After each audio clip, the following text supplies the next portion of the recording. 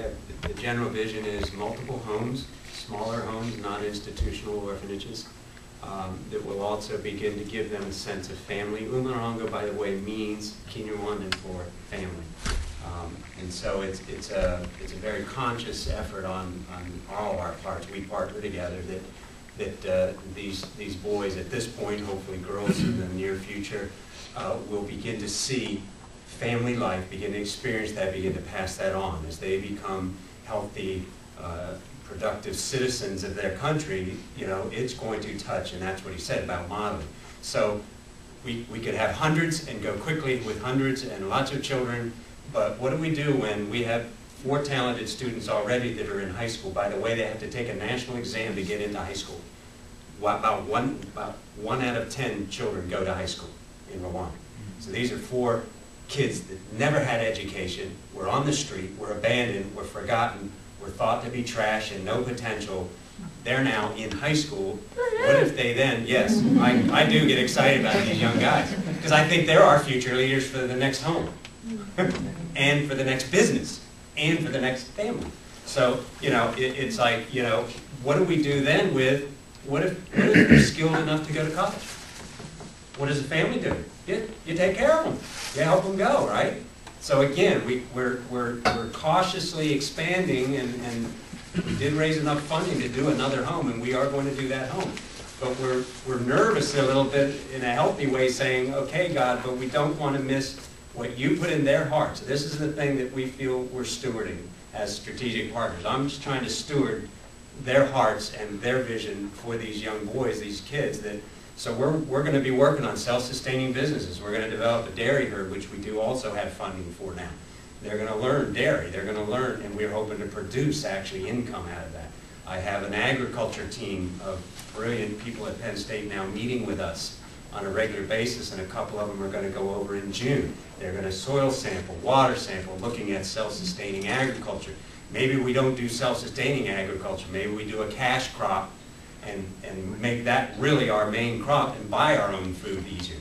Out of $40 of sponsorship dollars, $25 goes to food production.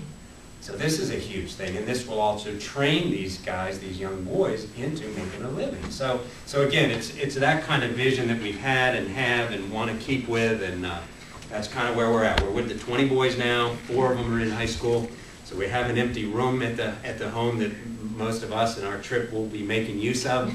You will be living right in the home, by the way, if you go with us.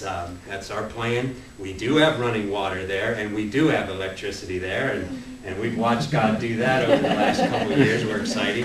And we're excited to send him back, because in the next couple of weeks he's going to get the toilet in, and we're going to be real happy about that one, okay? Now we're getting down to nitty-gritty of missions, all right? It would be nice, but anyway, that's kind of where we're at vision-wise. You can ask questions in a little bit. We'll try to go through now a little bit of the purpose of the trip, why go. It's a lot of money. You know, it's a lot of money to go. These are not cheap trips, but we feel like, and still at this stage of our growth, and just to take as an example, the single lone trip that we've taken ever was last year. I mean, I went before that, but it was only a 2-person thing, and it was scouting out the land. So literally last summer was the first trip that we took there with some numbers. And it was like, you know, we have seen incredible growth and response and integration of gifts here and there, and vision melding, and, you know, a team being raised up. So we think, you know, gee whiz, you know, $2,000, I could donate $2,000 and we could support X amount of kids, and that's true. But the vision can't go deeper and experience a strategic partnership. You know, again, we're set up, it's a nonprofit organization, we're set up in a way that secures them as the heads of this, okay? I've been very purposeful in my relationship with Yohani, that he is the president of our organization. I'm just a board guy, you know, not B-O-R-D. I'm excitable, but a board member. But it's really their heart and their vision, and we're very clear about that. But it is a strategic partnership. We recognize we bring things to the table they can't do, they bring the things to the table we can't do, and it's in their country, and it's with their people, and it's what God has spoken to them. So just to give you an overview of how we do and how we're walking out the vision and what the trip entails, let me just give you a couple general things about the trip. Why go?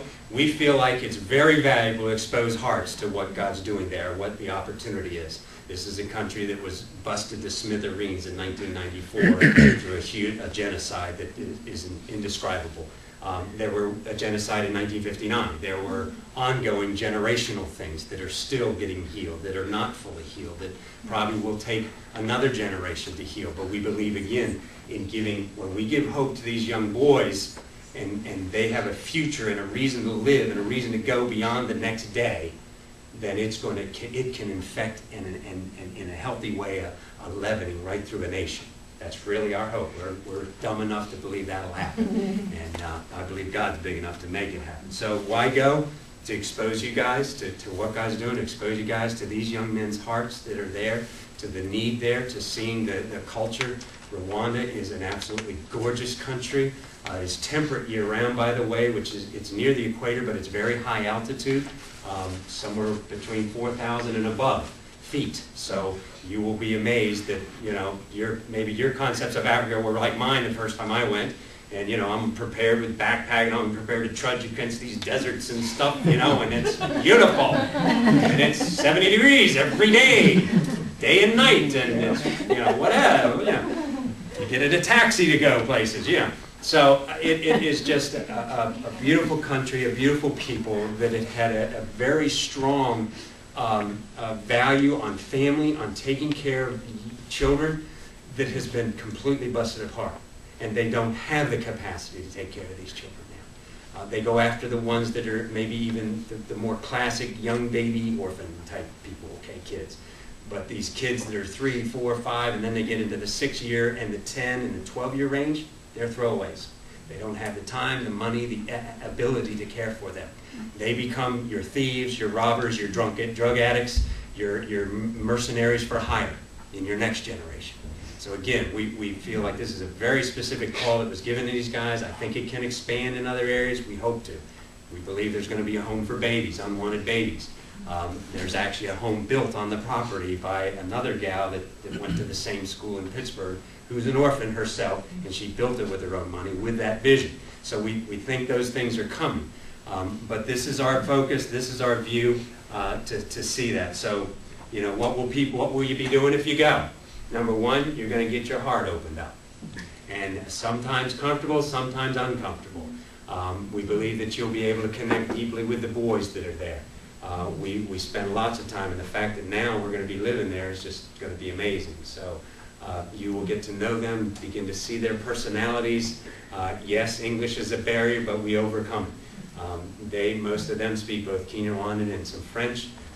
So if you know any French, you got a little communication to be able to go on. And they love to learn English. They want to learn English. So that'll be going on.